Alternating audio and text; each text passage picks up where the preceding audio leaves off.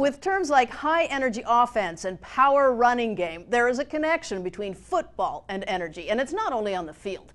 With all the lights and scoreboards and everything else an NFL stadium runs on game day, you're talking about big energy challenges. In fact, over the course of a year, a typical NFL stadium uses enough electricity to power more than 1,000 average U.S. homes. Multiply that across the league's 32 teams, and you could power a city the size of Rochester, Minnesota. That electricity can cost a football team millions of dollars a year. So some teams are coming up with new power plays to save money and help the planet. The highlights from Chief Correspondent Tyler Suiters in this Energy Now Spotlight. This year was last year, the first time we played the Eagles, the first time I first started in the NFL. One look at Lorenzo Alexander's family room, and you know it. This man plays football, and he plays it well. It says Player of the Year. Yeah, special teams. Yep. And it's crazy because I've come a long way. Being undrafted in the NFL, nobody wanted me. Now, Alexander is a special teams demon with the Washington Redskins, kicking off his 7th year in the National Football League. And he has the marks to prove it. One of the things I noticed is how nicked up this jersey is. Right. You play pretty hardcore. Oh, yeah, it's definitely a game-worn jersey. I always play 100%. But maybe his most telling trophy sits outside Alexander's Virginia home. Yeah, he has the professional athlete mega SUV, but parked next to it, a gasoline-sipping 4-door hybrid, a sign that the linebacker wants to live a greener life.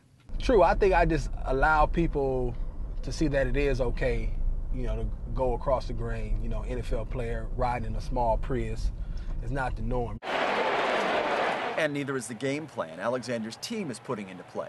The Redskins' home stadium, FedEx Field, it's now using brand new solar panels, the largest solar array in the entire league, and it's generating about 20% of the power the stadium needs on game days. This really came from the standpoint that we wanted to do something to look at the alternative, look at the clean energy sources, and really be progressive. Redskins team owner Dan Snyder isn't known for his patience, so once he decided to partner with NRG Energy on the solar project, well, you think Snyder's players move fast? The Redskins announced the move back in July. Construction at FedEx Field started later that month, and in September, the panels were up and running. I think you're going to have an opportunity here where other teams will see this and say, this is the future, we need to be doing this. Do you ever think about how much energy the team uses during the game day? I know you're pretty busy. Yeah, well, you got to think about it. We got those big old jumbotrons, and you got 90,000 people coming in and out of there, and the lights and everything like that. So finding a way to get some clean energy is always good. Kickoff for the Redskins solar array came against the Arizona Cardinals. And the Philadelphia Eagles are also installing solar panels and wind turbines at their home stadium. But it was a bird of a different feather that started the clean energy push at pro football stadiums around the league. The Seattle Seahawks installed the NFL's very first stadium solar array.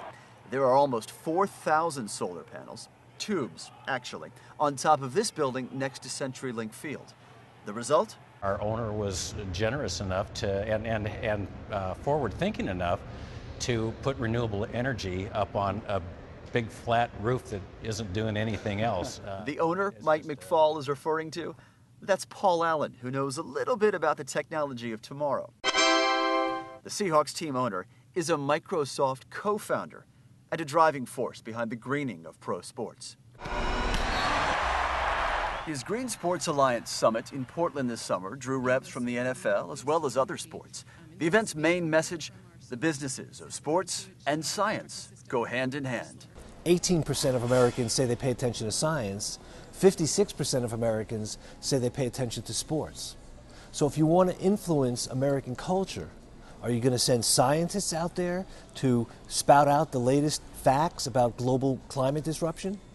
Or are you going to send a message to the supply chain that solar panels are being put on football stadiums? For the Seahawks, it's not just about solar panels. Yes, this is a facility control center right here. It's not much to look at, I got to admit. No, but the PCs housed here and the engineer handling the mouse, they control every light in the stadium. New high-output fluorescent lamps, lights with motion sensors, even the gigantic scoreboard. All of them are now using energy more efficiently. McFall says he expects to cut his stadium's annual energy usage by more than 20%. A play that Alexander expects more teams to start running. And I guarantee you soon to follow, other teams will start doing it because this is a copycat league, whether you're playing football or on the business side of it. Everybody tries to follow everybody's suit. Yeah, exactly. We hear so much about your players being regarded as role models for the community. Is an NFL team a role model for American businesses in some sense? I hope so, yeah. It's a great question because I really would like people to see this, both consumers and businesses, and have the opportunity to understand that we are actually creating 100% of our electrical power on non-game days. And creating a clean energy competition among the players as well. You see, Silicon Valley is the home of clean technology. Lorenzo Alexander played his college ball not far away at Cal. And his fellow Redskins defender, Oshimago Itagwe, he went to Stanford. So both California guys have a green reputation to guard.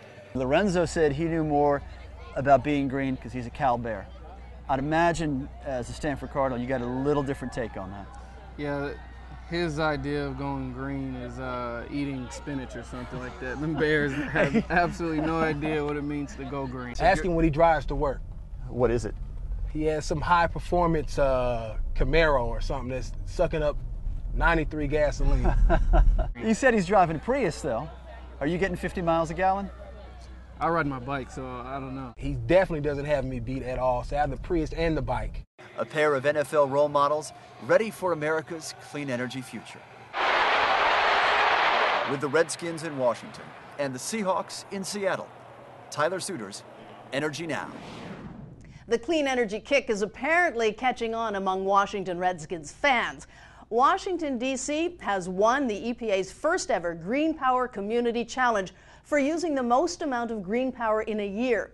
D.C.'s businesses, residents, and government used enough renewable power to meet 8% of the city's total electricity use.